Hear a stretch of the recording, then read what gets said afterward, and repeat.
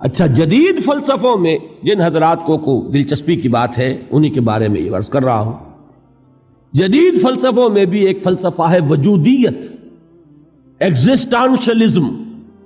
آپ نے نام سنا ہوگا سارترے، یہ فرینچ فلسفر، اور اس وقت دنیا میں جو نوجوان نسل ہے وہ بہت زیادہ متاثر ہوئی ہے سارترے کے فلسفے سے.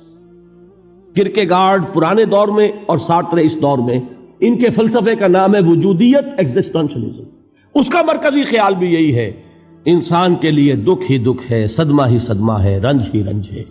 صرف یہ ہے کہ کچھ حساس لوگ ہوتے ہیں وہ صدمے کو زیادہ محسوس کرتے ہیں، کچھ ذرا ان کی حس جو ہے وہ کچھ ڈل ہو جاتی ہے، کند ہو جاتی ہے.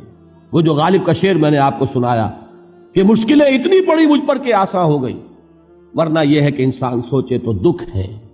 اب یہ دکھ جو ہے اس سے نجات کا کوئی راستہ بھی ہے کہ نہیں، یہ کوسچن مارک ہے، جس کا جواب ہے تیسری آیت میں اِلَّا الَّذِينَ آمَنُوا وَعَمِلُوا الصَّالِحَاتِ وَتَوَاصَوْا بِالْحَقِّ وَتَوَاصَوْا بِالصَّبْرِ. جو ایک نا امیدی کی کیفیت طاری ہوتی ہے، وَالْعَصْرِ إِنَّ الْإِنسَانَ لَفِي خُسْرٍ، زمانے کی قسم ہے تمام انسان برباد ہونے والے ہیں، تباہی میں ہیں، گھاٹے میں ہیں، ٹوٹے میں ہیں.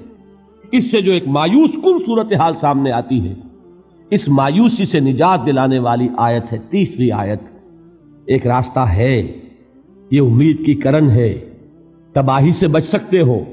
ابدی بربادی، وہ بربادی یہاں تو یہ ہے کہ ہم نے مشقتیں اٹھا لیں، فاقے جھیل لیے، تکلیفیں برداشت کر لیں، صدمے برداشت کر لیے، لیکن موت آئی، اس کا خاتمہ ہو گیا. لیکن اس کے بعد اگر خدا نہ خواستہ جہنم میں جھونک دیے گئے، وہ ابد الآباد تک کی، وہ ہمیشہ ہمیشہ کی جلن. قرآن کہتا ہے کہ اگر ایک کھال جل جائے گی، جھلس جائے گی، اللہ اور کھال دے دے گا. دیکھیے یہ بھی جدید دور میں آپ کو معلوم ہوگا، بورس بکائی نے جو کتاب لکھی ہے دی فرینچ سرجن، اس نے ثابت کیا ہے کہ قرآن مجید نے جتنے نیچرل فینومینا کا حوالہ دیا ہے وہ بالکل سائنس کے مطابق ہے. آج ہمیں یہ معلوم ہے کہ حس جو ہے وہ صرف کھال میں ہوتی ہے، کھال حساس ہوتی ہے، کھال اتر جائے نیچے جو ہے گوشت جلے گا، آپ کو تکلیف نہیں ہوگی. معلوم قرآن نے کہا ہے کہ جب کھالیں ان کی جھلس جائیں گی ہم نئی کھال دے دیں گے، تاکہ وہ سوزش جو ہے، وہ جلن کا احساس برقرار رہے، وہ ختم ہونے نہ پائے. حالانکہ اس کی ضرورت نہیں ہے. اگر اندر کا گوشت بھی حس والا ہوتا تو پھر کھال دوبارہ عطا کرنے کی ضرورت نہیں ہے. گوشت جلے گا، اس سے بھی جلن کا اور سوزش کا احساس ہو جائے گا. لیکن قرآن کہتا ہے کہ نہیں، کلما نضجت جلودہم بدلنا لہم جلودا غیرہا، جب ان کی کھالیں جھلس جائیں گی، جل جائیں گی، ہم ان کی کھالیں بدل دیں گے تاکہ وہ سوزش برقرار رہے.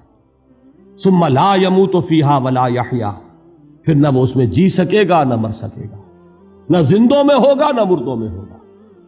موت کو پکارے گا، کاش کہ موت آ جائے جو مجھے اس مشقت سے اور مشکل سے چھٹکارا دلا دے. وہ موت جس سے اس وقت ہم بھاگتے ہیں، اگر خدا نہ خواستہ اس جہنم میں جھونکے گئے تو پھر موت کو پکاریں گے اور موت نہیں آئے گی. اس عذاب سے، اس ابدی ناکامی سے، اس خسران سے، اس ابدی ہلاکت سے بچنے کا کوئی راستہ ہے؟ وہ جو میدان حشر میں پکاریں گے لوگ، این المفر، کوئی جائے فرار ہے، کوئی جائے پناہ ہے؟ وہ جائے فرار، وہ جائے پناہ اس دنیا میں اللہ نے ہمیں عطا فرمائی، اسی کا نام صراط مستقیم ہے.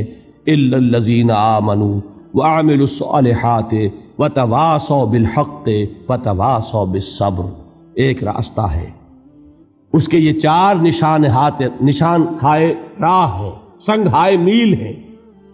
پہلا ایمان، دوسرا عمل صالح، تیسرا تواصی بالحق، چوتھا تواصی بالصبر.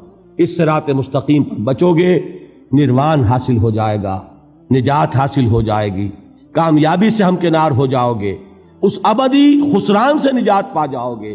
اللہ تعالی ہم سب کو اس کی توفیق عطا فرمائے.